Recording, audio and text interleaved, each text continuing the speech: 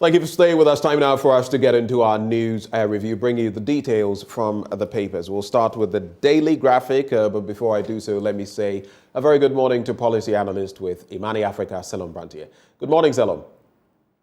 Good morning. How are you doing? I'm very well. How about you? Not bad at all. All right. Let's kickstart the conversation because I know you're a product of the KNUST. Am I correct? Yes, you're correct. Proudly so. Proudly so, right.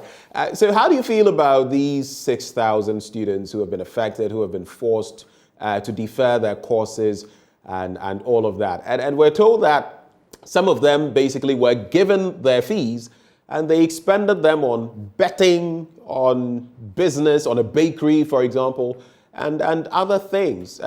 Curious for you, have the times changed or is it just a normal practice?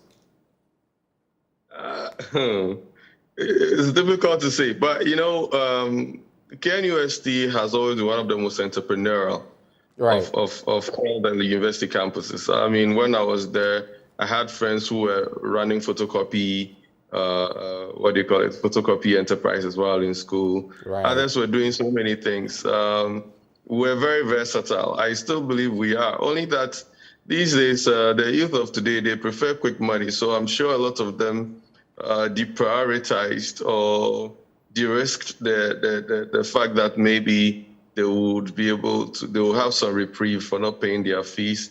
And that is resulting in the scenario that has popped up today. I'm sure that this decision was not taken very lightly, probably was out of frustration from the authorities or the administration about the attitude of quite a lot of these students. We're told it's over what? I mean, this year alone, the debt incurred from such activities sum up to over 50 million cedis. That's no small money. Wow. No, that's not small money at all. That's not small money at all.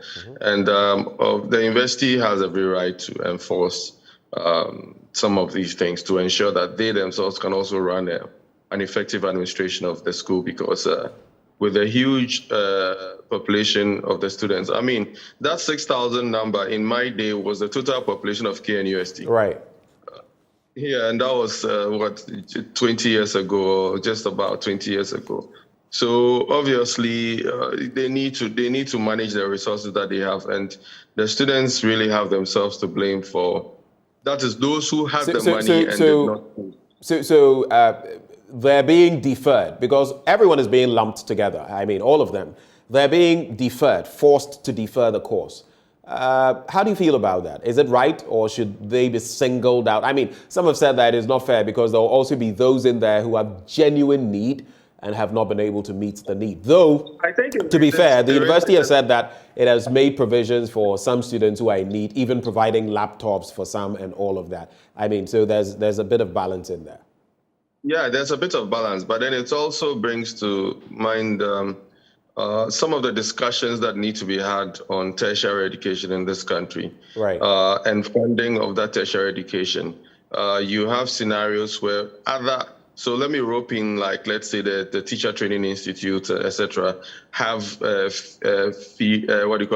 free feeding, and then the universities have to bear all the costs and all of that. I think that we need to begin to look at certain discussions about how we want to run tertiary education going forward and how we can look at sustainable ways for them to be funded, whether the SNIT's loan scheme for the students can be retooled to automatically pay for tuition and things like that, whilst the students get back to work, so that the money doesn't go into the students' hands, but probably goes into paying their tuition, for example, so that some of these things can be assured without the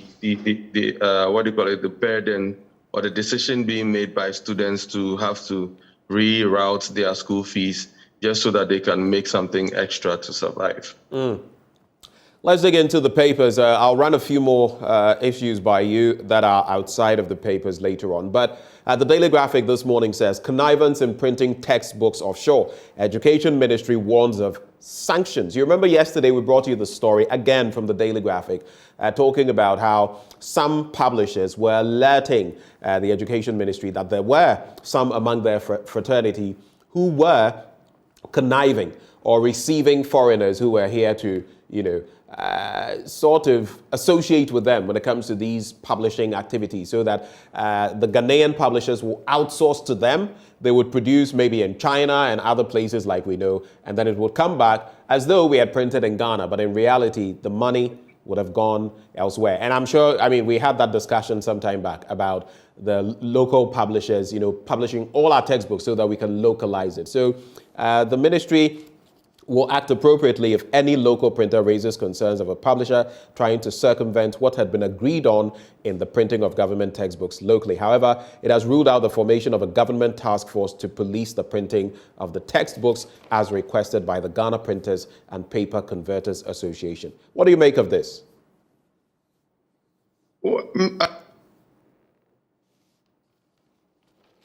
Hello, Salom. All right, so it seems we Hello. Yeah, I can hear you now. Yeah, the best incentive that can be offered in a situation like this is to really have a special dispensation for printers in this country.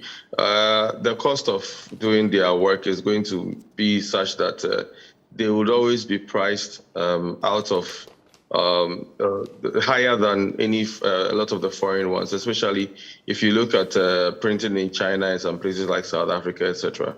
The unit cost is going to be way higher. What we should probably look at is subsidizing the printing industry here locally.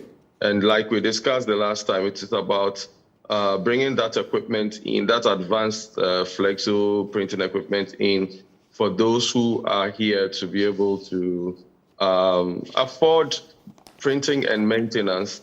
I think that the discussion should not just be enforcement of the printing here, but whether we really want a thriving printing industry or not. Sometimes we need to look at the broader picture and to be able to solve the smaller details, which are things like these sanctions that they want. Because no matter what we do, once there is opportunity for people to print outside, believe me, they will always try to circumvent a due process to do that. And it's the local printers that would always be at a perennial disadvantage because of the fact that the dispensation in terms of taxation, in terms of regulations that affect the industry would always be against them. Right.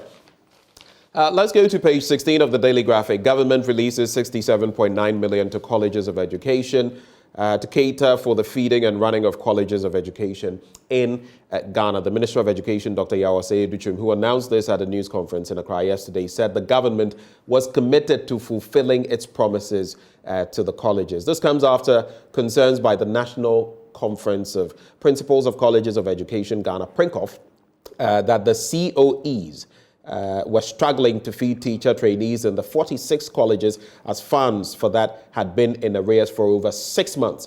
I've been taking a look at social media comments on the back of this and the release of this sum of 67.9 million Ghana cedis. And a lot of people were pointing to the fact that in this country, everything must be a knee-jerk response. 6 months, nothing had been done.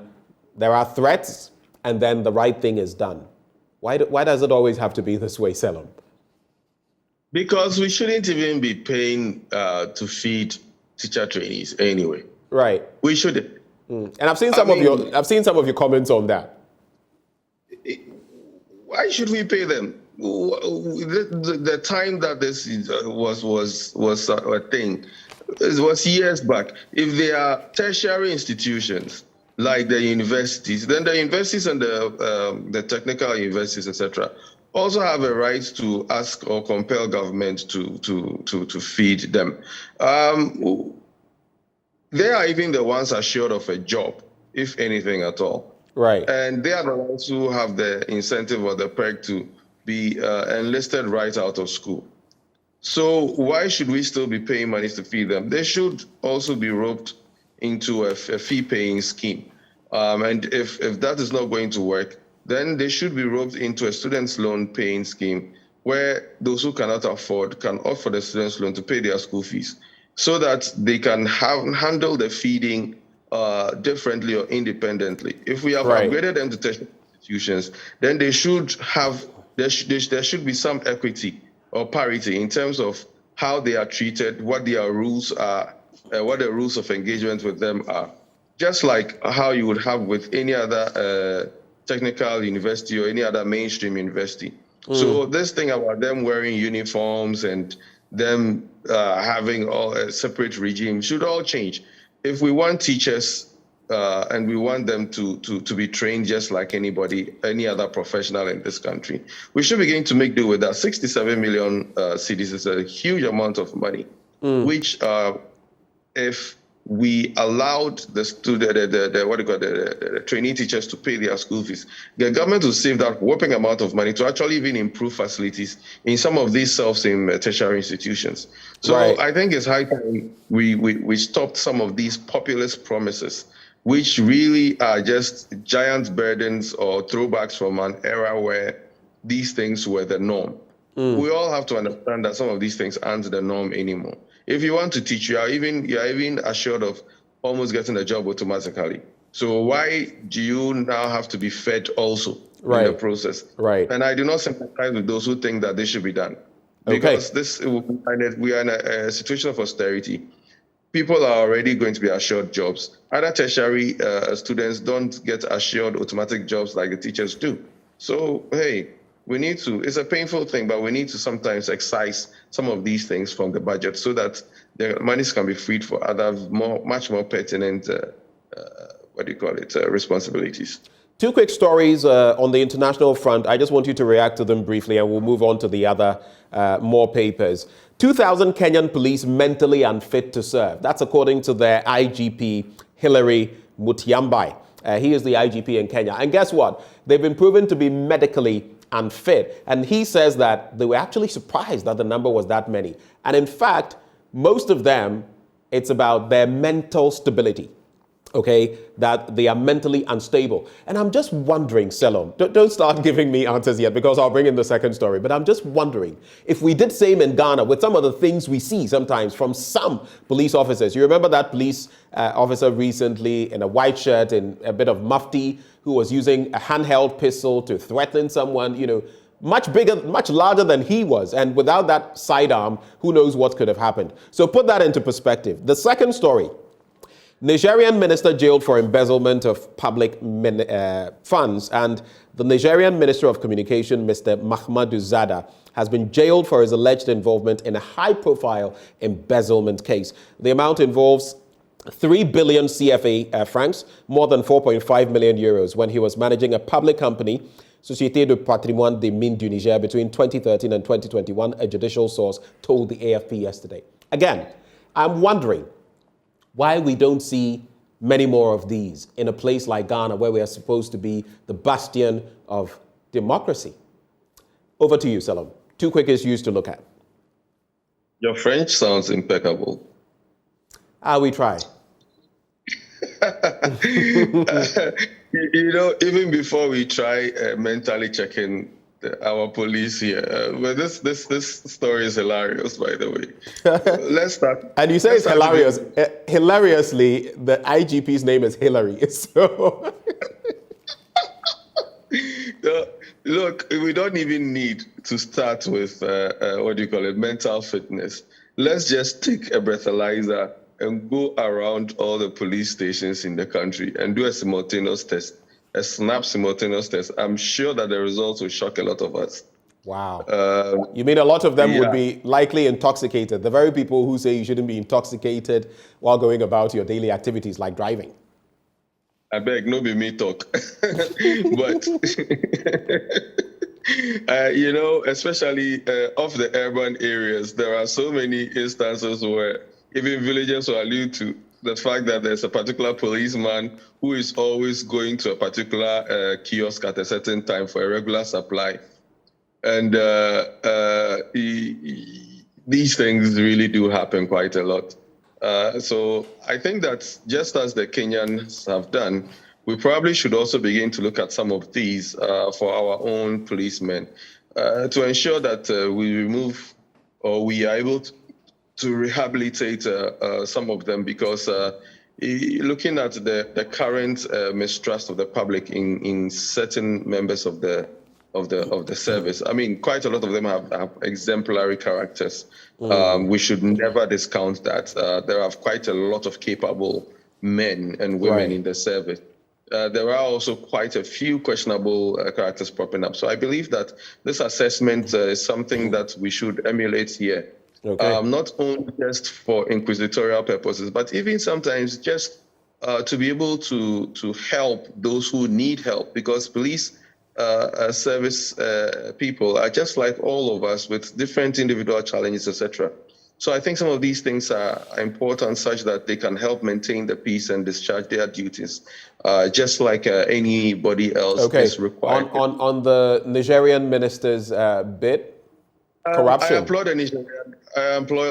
the Nigerian government. I hope some of us here would take a cue from that.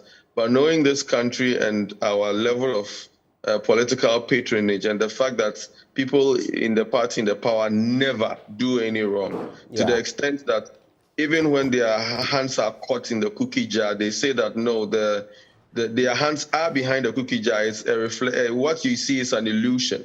And then when they move their hands and they are stained with the cookies, they say, "Oh, it's the wind that blew the cookie dust onto their hands." We are a country of hypocrites, to be very honest. And the biggest hypocrites are those who defend their colleagues in government just so that they want the government to look good by all means possible, forgetting that the government actually looks good when it seeks to purge the miscreants or those who do the misdemeanors in the government. But we are in a state of play where we believe that a ruling government never does any wrong. Even when the people do wrong, they are still rewarded by being transferred, sometimes to even what people perceive as bigger positions. So there is no there's no deterrent to doing anything out of the norm, because it is guaranteed that the clan will take care of you. Sad situation, but it is what it is. It is like, just as you've said it. Let's wrap in the next 4 minutes or so, Selom, with these few stories. Economy grows 5.4% in 2021 as debt to GDP drops to 76.4%. But I want to tie this into the latest global info analytics. We're discussing that later on the show today, but it talks about what people are looking at going into election 2024 and even now. And interestingly, just as in 2016, we have the economy as number one. We have unemployment as a second issue. We have corruption in there, though it is more of a minor issue now. When you look at how we've handled all of these situations, the president's rating has fallen. The president's, the party's popularity is not too good. I'm talking about the MPP. And generally, people are, from the report, very discontent. How do you react to it? I don't know whether you've seen it, but your quick reaction. I've not seen it, but that's a fair reflection. There's been a lot of despondent feelings towards people's perception of the government managing its activities. The government has also, or members of the government have also been tone deaf in their public utterances with respect to what people are going through. And overall, the narrative hasn't been one that has been very sympathetic to the plight of people. So it is very clear that once this resonates, the reality resonates and balances against the rhetoric, you would have a lot of these kinds of sentiments abounding to the extent that it can scientifically be gauged or measured in a way. So whilst the indicators are quite good in terms of the growth forecasts and then the growth figures, it has also come at the expense of general social welfare or general social, I would say, progress. It looks like we are more concerned as a country about the macro figures than some of the other more micro indicators that actually signify or signal individual well-being. Sometimes we also need to understand that the well-being of individuals or multiple individuals, or the majority of individuals, then resonates to a national feeling of goodwill.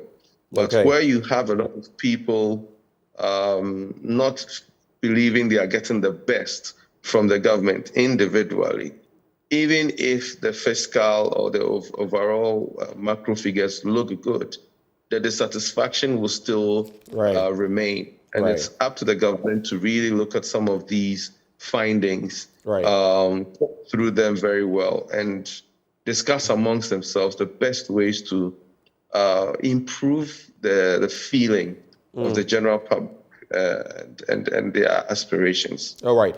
To wrap the conversation, our time is up, but the Daily Guide, 5 grabbed over mob justice, Nana consoles Dag Hayward Mills, Mahama exit, best for NDC, and NPP welcomes EIU report. The Daily Statesman this morning says 3.5 million Ghanaians to have internet access by 2023, debt sustainability stabilizes, and of course, economy, jobs, education, topmost priorities of Ghanaians. Maybe your final take, Salom, on this point. So per the info analytics, global info analytics as well, the ratings of former President Mahama are on the rise, even from January. So when you look at April, first quarter, they are on the rise. And it is assumed, per the poll that was conducted, that whether he faces off with Dr. Bawumia or Alan Chabating, he is going to win. Is that a feel, a temperature that, from where you sit, you would corroborate? Or should we have to wait till 2024? Very briefly on that. Yeah, historical data shows that Ghana's election cycles have been usually 8 years. Regardless of who's on top. And so a lot of people mentally are even psyched for an 8-year change. That is why Bawumia's major campaign, or the NPP's major campaign mantra, has been breaking the 8. However, they themselves, as a party, if they would assess themselves very well, are doing everything to ensure that the 8 is not broken by themselves. And therefore, while some of us say it and we are the messengers who are shot, maybe the EIU is probably the only messenger that hasn't been shot so far. And it's very welcoming that the sentiments that we have expressed based on what we observe have been corroborated by entities such as those. It is all serves to not as a political context, but the overall objective should be why the Ghanaian should not live at the expense of some of these things. If the average Ghanaian is satisfied, or if you look at the long expense of things, if the Ghanaian is satisfied with what he has no reason to complain or no reason to be unhappy with situations. But as it is right now, it's a different thing. So, let's see how they take it and what they do with it. Salom, always a pleasure. Top of the morning to you, and do have a wonderful day. Maunayara. You too. You too. All right. Yeah. So that is Salom Branty, a policy analyst. He's with Imani Africa, who joined us to discuss the issues. But up next, we're discussing sports. Do stay.